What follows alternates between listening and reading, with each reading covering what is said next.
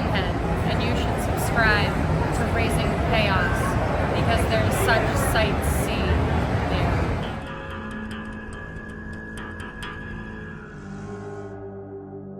there. And welcome back, everybody. My name is Raze Chaos. You've made it back to my channel, and I sure as Abraham appreciate it.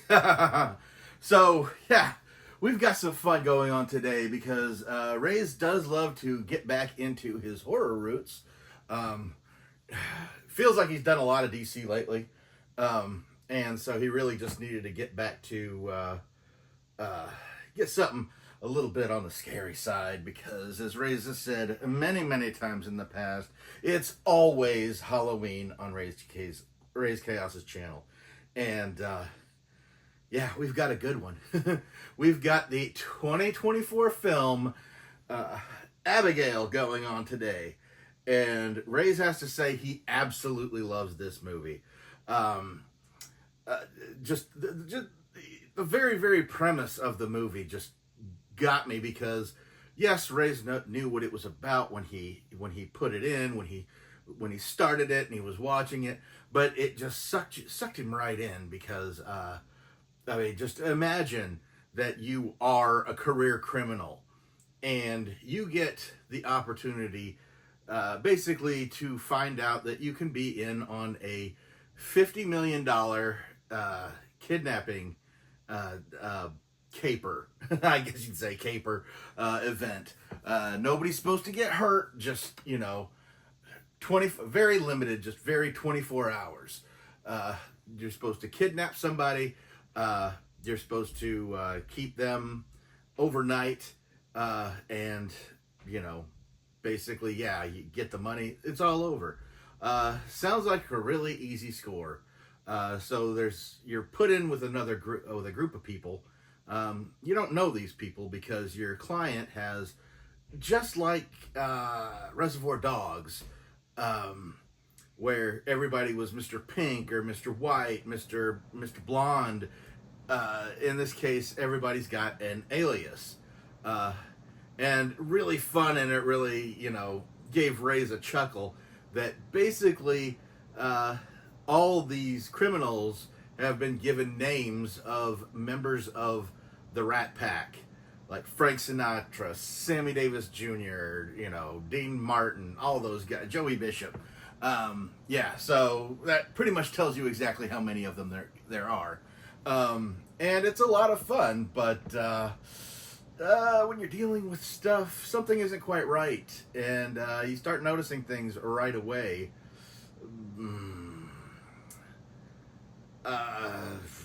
Not to jump ahead or anything, but it's revealed that the little girl that you kidnapped is the daughter of one of the biggest crime bosses in the world, and all of the people involved in this thing have basically worked for this crime boss in the past, and or currently, however it looks. And that really kind of puts you in a very difficult situation when somebody who is a past employer or current employer who has also been one of the biggest crime bosses in the world, it might make you change your mind about getting involved in something like that, considering his connections would probably end up being fatal. So before long, once this information gets out, there's cracks in the foundation. So people start basically turning on each other, like who wants to go through with it, who doesn't. And we're going to go ahead and put this guy away because we're going to get into this because it gets so much deeper. Frank, she's not going to kill me. I might be wrong, Frank. As you can tell from the pop, there is more going on here. While they're squabbling on trying to figure out, hey, who's gonna carry this out and who's gonna, try and cut bait and hopefully nothing happens to them. Oh no, we're too late for that because the other shoe drops. because they didn't just kidnap a little girl. They kidnapped a 400-year-old vampire. Please point that somewhere else. You're not touching that girl. Okay? Put it down. Sammy, little help would be nice. Don't pull Sammy in. We need to know what she Just knows. let me talk to her. No. Peter, I'll talk to her. Frank, lower your gun. Put it down, or you can die right now. Guys, come on. Try me. Guys! Sammy, shut up! What the? How'd she get out of those cuffs? Huh?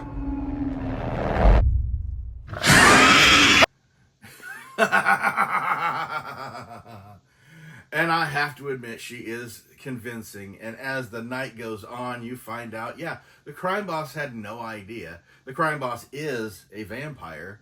That's why he's so successful, is because he's able to pull these things off and be absolutely heartless when it comes to former employees and whatnot.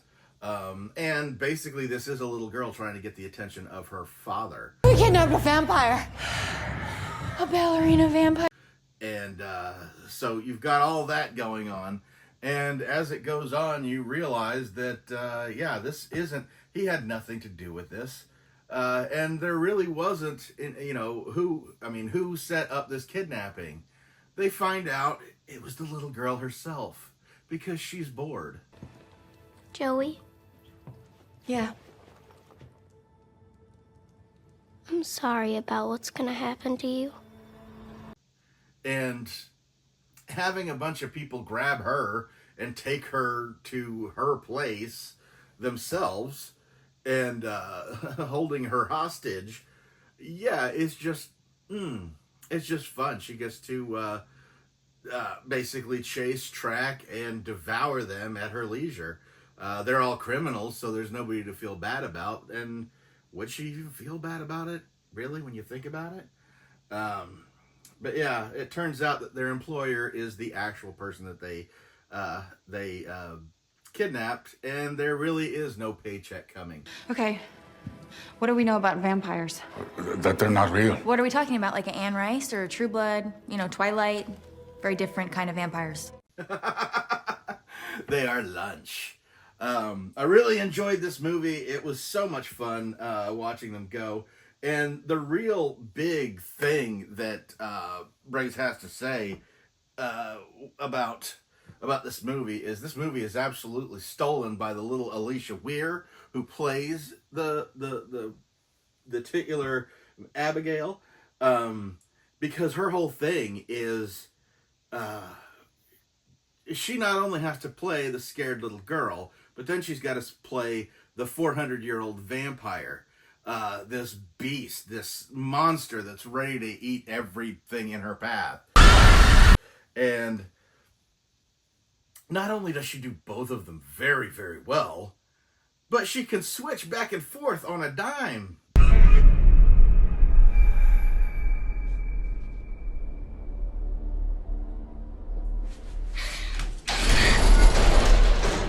Please let me out. I'm scared. Cut the shit. You're really good at pretending to be a little girl. Thank you. And, you know, she could go back to being that scared little girl just long enough for you to put your guard down. And Raze is saying this as somebody watching. How many times she probably would have gotten him, you know, believing, even after he saw her. She saw her, like, chowing down on everybody else. And honestly, Raze really loved this movie. Getting the pop was pretty much just like a memento of seeing the movie to remind him. But, I mean, honestly, it was one of those things where Raze could have... Raze didn't necessarily need the pop. But no, he found it at the right price. Raze doesn't necessarily need every freaking horror pop that is out there. He doesn't even need a lot of them, really. It's only the ones that really appeal, you know, or really strike something in Raze. Good Christ. While this was good, it didn't really strike anything. But Raze got the opportunity, went ahead and picked it up. She is a good addition to the horror thing. I would like to see, though, you've got to consider time may be limited on getting an Abigail sequel, especially since that came out in 2024. That's been 2 years, and little girls age, and they change when they age. So having a 400-year-old vampire that is forever locked in this little girl's form, kind of hard to get the same actress to come back and do that. It's not easy at all. There have been productions in which that I know of. One in particular that raises thinking is Mirror Mask, that came out many years ago. But they filmed that whole movie, and it was supposed to be kind of like a labyrinth type situation, kind of the puppetry and dark fantasy type thing.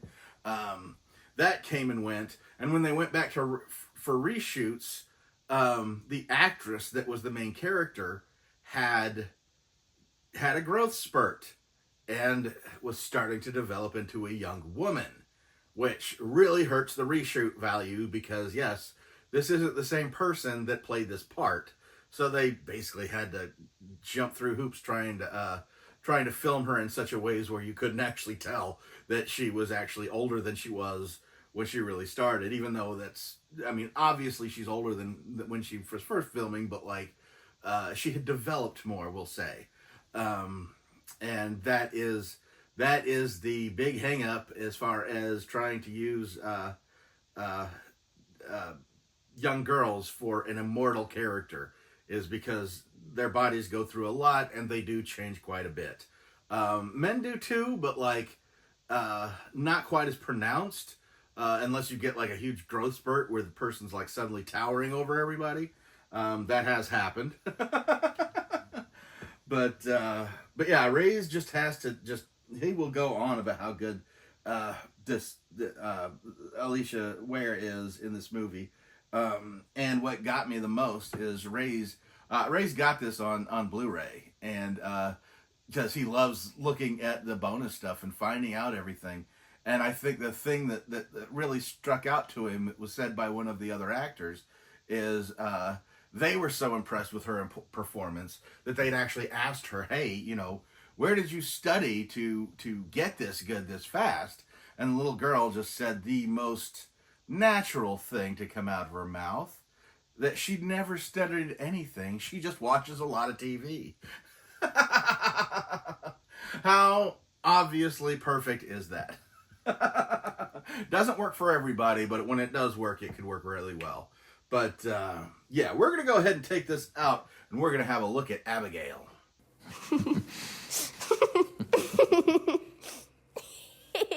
What's so funny?